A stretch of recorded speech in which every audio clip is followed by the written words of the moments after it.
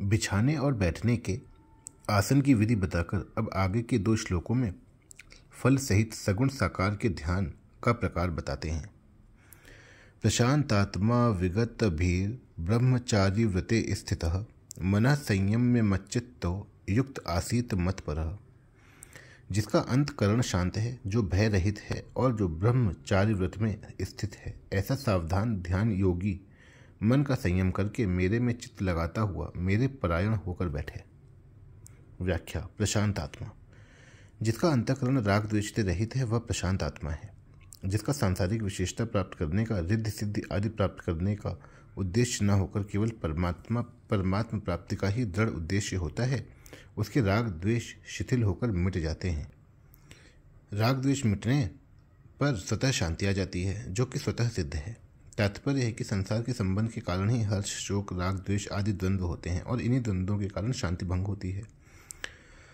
जब ये द्वंद्व मिट जाते हैं तब स्वतः सिद्ध शांति प्रकट हो जाती है। उस स्वतः सिद्ध शांति को प्राप्त करने वाले का नाम ही प्रशांत आत्मा है। विगत भी। शरीर को मैं और मेरा मानने से ही रोग का, निंदा का, अपमान का, मरने आदि का भय पैदा होता है। परंतु जब मनुष्य शरीर के साथ मैं और मेरेपन की मान्यता को छोड़ देता है तब उसमें किसी भी प्रकार का भय नहीं रहता, कारण कि उसके अंतःकरण में यह भाव दृढ़ हो जाता है कि इस शरीर को जीना हो तो जिएगा ही, इसको कोई मार नहीं सकता, और शरीर को मरना हो तो मरेगा ही, फिर इसको कोई बचा नहीं सकता। यदि यह मर भी जाएगा तो बड़े आनंद की बात है, क्योंकि मेरी चित्तवृत्ति परमात्मा की तरफ होने से मेरा कल्याण तो हो ही जाएगा। जब कल्याण में कोई संदेह ही नहीं तो फिर भय किस बात का। इस भाव से वह सर्वथा भय रहित हो जाता है। ब्रह्मचारी व्रते स्थित। यहाँ ब्रह्मचारी व्रत का तात्पर्य केवल वीर रक्षा से ही नहीं, प्रत्येक ब्रह्मचारी के व्रत से है। तात्पर्य है कि जैसे ब्रह्मचारी का जीवन गुरु की आज्ञा के अनुसार संयत और नियत होता है, ऐसे ही ध्यान योगी को अपना जीवन संयत और नियत रखना चाहिए। जैसे ब्रह्मचारी शब्द स्पर्श, रूप, रस और गंध इन 5 विषयों से तथा मान बढ़ाई शरीर के आराम से दूर रहता है, ऐसे ही ध्यान योगी को भी उपयुक्त 8 विषयों में से किसी भी विषय का भोग बुद्धि से, रस बुद्धि से सेवन नहीं करना चाहिए, प्रत्युत निर्वाह बुद्धि से ही सेवन करना चाहिए। यदि भोग बुद्धि से उन विषयों का सेवन किया जाएगा तो ध्यान योग की सिद्धि नहीं होगी। इसलिए ध्यान योगी को ब्रह्मचारी व्रत में स्थित रहना बहुत आवश्यक है। व्रत में स्थित रहने का तात्पर्य है कि किसी भी अवस्था, परिस्थिति आदि में किसी भी कारण से कभी किंचन मात्र भी सुख बुद्धि से पदार्थों का सेवन न हो, चाहे वह ध्यान काल हो चाहे व्यवहार काल। इसमें संपूर्ण इंद्रियों का ब्रह्मचर्य आ जाता है। मना संयम में मच्चित्तः। मन को संयत करके मेरे में ही लगा दे, अर्थात चित्त को संसार की तरफ से सर्वथा हटाकर केवल मेरे स्वरूप के चिंतन में, मेरी लीला, गुण, प्रभाव, महिमा आदि के चिंतन में ही लगा दे। तात्पर्य है कि सांसारिक वस्तु, व्यक्ति, परिस्थिति, घटना आदि को लेकर मन में जो कुछ संकल्प विकल्प रूप से चिंतन होता है, उससे मन को हटाकर एक मेरे में ही लगाता रहे। मन में जो कुछ चिंतन होता है वह प्रायः भूतकाल का होता है और कुछ भविष्यकाल का भी होता है, तथा वर्तमान में साधक मन परमात्मा में लगाना चाहता है। जब भूतकाल की बात याद आ जाए तब यह समझे कि वह घटना अभी नहीं है, और भविष्य की बात याद आ जाए तो वह भी अभी नहीं है। वस्तु, व्यक्ति, पदार्थ, घटना, परिस्थिति आदि को लेकर जितने संकल्प विकल्प हो रहे हैं वे उन्हीं वस्तु, व्यक्ति आदि के ही हो रहे हैं जो अभी हैं नहीं। हमारा लक्ष्य परमात्मा के चिंतन का है, संसार के चिंतन का नहीं। अतः जिस संसार का चिंतन हो रहा है वह संसार पहले नहीं था, पीछे नहीं रहेगा और अभी भी नहीं है। परंतु जिन परमात्मा का चिंतन करना है वे परमात्मा पहले भी थे, अब भी हैं और आगे भी रहेंगे। इस तरह सांसारिक वस्तु आदि के चिंतन से मन को हटाकर परमात्मा में लगा देना चाहिए।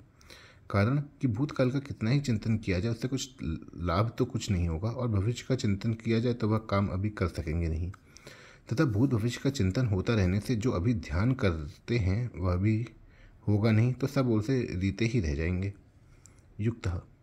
ध्यान करते समय सावधानी रहे, अर्थात मन को संसार से हटाकर भगवान में लगाने के लिए सदा सावधान जागृत रहें। इसमें कभी प्रमाद, आलस्य आदि ना करें। तात्पर्य है कि एकांत में अथवा व्यवहार में भगवान में मन लगाने की सावधानी सदा बनी रहनी चाहिए, क्योंकि चलते फिरते काम धंधा करते समय भी सावधानी रहने से एकांत में मन अच्छा लगेगा, और एकांत में मन अच्छा लगने से व्यवहार करते समय भी इन मन लगाने में सुविधा होगी। अतः ये दोनों एक दूसरे के सहायक हैं, अर्थात व्यवहार की सावधानी एकांत में और एकांत की सावधानी व्यवहार में सहायक है। आसीत मत परः। केवल भगवत परायण होकर बैठे, अर्थात उद्देश्य, लक्ष्य, ध्येय केवल भगवान का ही रहे।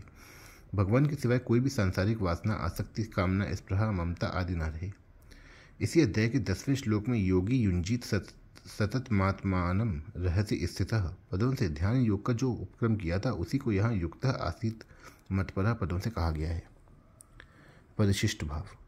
अपनी विशेषता मानने से आसुरी संपत्ति आ जाती है, इसलिए भगवान ने मतपरः पद से ध्यान योगी के लिए भी अपने परायण होने की बात कही है। भगवत परायणता में भगवान का बल रहने से विकार शीघ्र दूर हो जाते हैं और अभिमान भी नहीं होता। यह भक्ति की विशेषता है। इस श्लोक में मन और चित्त ये दोनों समानार्थक पद आए हैं। मन से किसी वस्तु का बार बार मनन किया जाता है और चित्त से किसी एक ही वस्तु का चिंतन। अतः यहाँ आए मनः संयम में मच्चित्तः पदों का तात्पर्य है कि संसार का मनन नहीं करें, अर्थात मन को संसार से हटा लें, और चित्त से केवल भगवान का चिंतन करें, अर्थात चित्त को केवल भगवान में लगा दें। युञ्जन्नेवं सदात्मानं योगी नियत मानसः शांतिम निर्वाण परमां मत्संस्थामधिगच्छति। वश में किए हुए मन वाला योगी मन को इस तरह से सदा परमात्मा में लगाता हुआ मुझमें सम्यक स्थिति वाली जो निर्वाण परमा शांति है उसको प्राप्त हो जाता है। व्याख्या। योगी नियत मानसः, जिसका मन पर अधिकार है वह नियत मानस है। साधक नियत मानस तभी हो सकता है जब उसके उद्देश्य में केवल परमात्मा ही रहते हैं, परमात्मा के सिवाय उसका और किसी से संबंध नहीं रहता। कारण कि जब तक उसका संबंध संसार के साथ बना रहता है तब तक उसका मन नियत नहीं हो सकता। साधक से यह एक बड़ी गलती होती है कि वह अपने आप को गृहस्थ आदि मानता है और साधन ध्यान योग का करता है, जिससे ध्यान योग की सिद्धि जल्दी नहीं होती।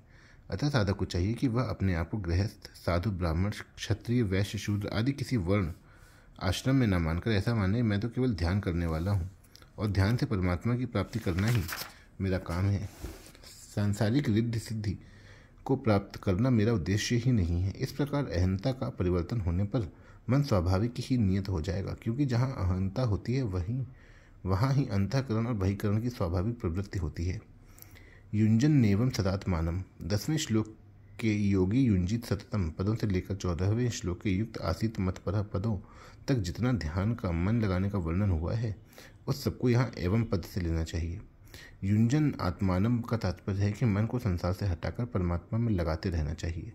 सदा का तात्पर्य है कि प्रतिदिन नियमित रूप से ध्यान योग का अभ्यास करना चाहिए। कभी योग का अभ्यास किया और कभी नहीं किया, ऐसा करने से ध्यान योग की सिद्धि जल्दी नहीं होती। दूसरा तात्पर्य यह है कि परमात्मा की प्राप्ति का लक्ष्य एकांत में अथवा व्यवहार में निरंतर बने रहना चाहिए। शांतिम निर्वाण परमाम मत संस्थाम अधिगच्छति। भगवान में जो वास्तविक स्थिति है, जिसको प्राप्त होने पर कुछ भी प्राप्त करना बाकी नहीं रहता, उसको यहाँ निर्वाण परमा शांति कहा गया है। ध्यान योगी ऐसी निर्वाण परमा शांति को प्राप्त हो जाता है। एक निर्विकल्प स्थिति होती है और एक निर्विकल्प बोध होता है। ध्यान योग में पहले निर्विकल्प स्थिति होती है, फिर उसके बाद निर्विकल्प बोध होता है। इसी निर्विकल्प बोध को यहाँ निर्वाण परमा शांति नाम से कहा गया है। शांति दो तरह की होती है, शांति और परम शांति।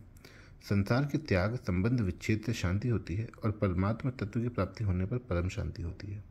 इसी परम शांति को गीता में नैष्ठिकी शांति, शाश्वत शांति आदि नाम से और यहाँ निर्वाण परमा शांति नाम से कहा गया है।